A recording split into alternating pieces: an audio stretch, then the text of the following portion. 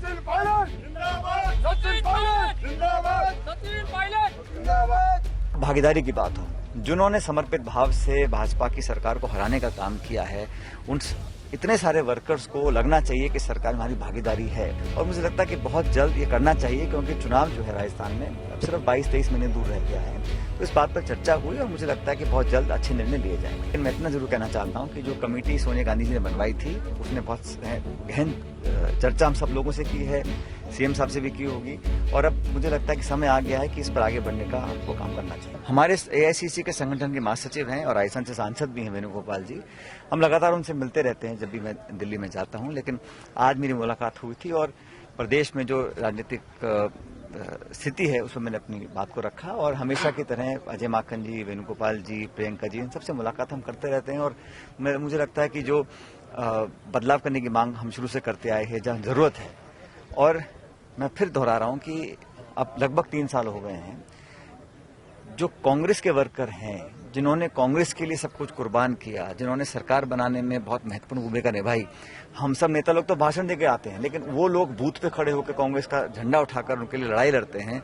उन लोगों को उचित मान सम्मान देने की लड़ाई और संघर्ष मैंने शुरू में बात इसकी रखी थी और आज भी बात पर कायम हूं, चाहे राजनीतिक नियुक्तियां हो या भागीदारी की बात हो। जिन्होंने समर्पित भाव से भाजपा की सरकार को हराने का काम किया है, उन इतने सारे वर्कर्स को लगना चाहिए कि सरकार में हमारी भागीदारी है। और सुनिश्चित करने के लिए इसी बात को प्रदेश अध्यक्ष जी भी कहते हैं, इस बात को मैं भी कहता हूं। और मुझे लगता है कि बहुत जल्द ये करना चाहिए, क्योंकि चुनाव जो है राजस्थान में अब सिर्फ 22-23 महीने दूर रह गया है। तो इस बात पर चर्चा हुई और मुझे लगता है कि बहुत जल्द अच्छे निर्णय लिए जाएंगे। मंत्रिमंडल विस्तार को लेकर बार बार ये बात होती है कि अब देखिए, मैंने कहा एआईसीसी और मुख्यमंत्री आपस में चर्चा कर रहे हैं और इसके बारे में मैं कुछ नहीं कहूंगा। लेकिन मैं इतना जरूर कहना चाहता हूं कि जो कमेटी सोनिया गांधी जी ने बनवाई थी, उसने बहुत गहन चर्चा हम सब लोगों से की है, सीएम साहब से भी की होगी। और अब मुझे लगता है कि समय आ गया है कि इस पर आगे बढ़ने का हमको काम करना चाहिए। कल या परसों मुख्यमंत्री जी ने कहा है कि वो क्योंकि बाकी स्टेट्स में घटाया है। देखिए, बात यह नहीं है कि कौन पहले कौन बाद में कर रहा है। बात यह है कि जब अंतर्राष्ट्रीय बाजार में जब तेल के दाम कम थे, तब लोगों की जेब पर डकैती डाली गई। अब जब चुनाव आ रहे हैं तो भाजपा ने कहा कि हम थोड़ा कम कर रहे हैं, लेकिन संभावनाएं ज्यादा हैं। जो कम दाम का लाभ जनता तक पहुंचाना चाहिए था, वो सरकार ने नहीं किया। 20 लाख करोड़ रुपए केंद्र की सरकार वसूल चुकी है सेस और वैट के नाम से। सेस वो है जो भारत सरकार पूरा ले जाती है, और वैट जो बाकी एक्साइज होती है उसमें बंटवारा होता है केंद्र राज्य सरकार का। तो एक्साइज तो कम कर दिया और सेस बढ़ा दिया ताकि पूरी कमाई केंद्र सरकार करे। भाई, सरकार तो अल्टीमेटली पब्लिक की है ना। तो इस प्रकार से मुझे लगता है कि ये इन बातों पर जब भाजपा विपक्ष में थी तो रोज मनमोहन सिंह जी को घेरते थे जब हमारी सरकार थी।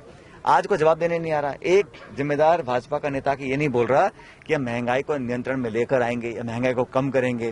वो तो उलूल जुलूल बहाने बना रहे हैं। लेकिन पब्लिक तो परेशान है। आप सड़क पर जाके पूछो किसी से, छोटा कर्मचारी हो, किसान हो, मध्यम वर्ग का व्यक्ति हो, हर व्यक्ति आज पीड़ित है, दुखी है। लेकिन उसको निजात नहीं मिल पा रही क्योंकि सरकार सुनने को तैयार नहीं है। उनको तो अपना कभी भाषण देने का और नारे देने से फुर्सत कहाँ है उन लोगों को। हमेशा चुनाव प्रचार की बात करते हैं, make in India, stand up India, स्वच्छ इंडिया, मतलब नारों की तो कमी नहीं है। लेकिन धरातल पर क्या उतरा है ये देखना पड़ेगा कि वो भाजपा का विरोध जमकर करेंगे, राजनीतिक रूप से भी करेंगे और अपने मूवमेंट के थ्रू भी करेंगे। यहाँ तक हम लोगों की बात है, हमने शुरू से कहा करप्शन का इश्यू हो, महंगाई का इश्यू हो, किसानों का इश्यू हो,